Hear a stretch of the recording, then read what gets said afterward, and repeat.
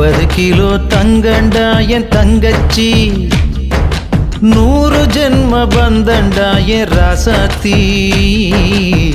சென்னையில என்ன போல பணக்காரன் யாரும் இல்ல, குணத்துல கோடீஸ்வரியும் கூட பிறந்ததால. நான் சிரிச்சா நீ சிரிப்ப, நான் அழுதா நீ துடிப்ப. தேனாண்டாள் தெய்வம் நீ அம்மா, நான் அண்ணன் இல்ல பிள்ளைதான் அம்மா.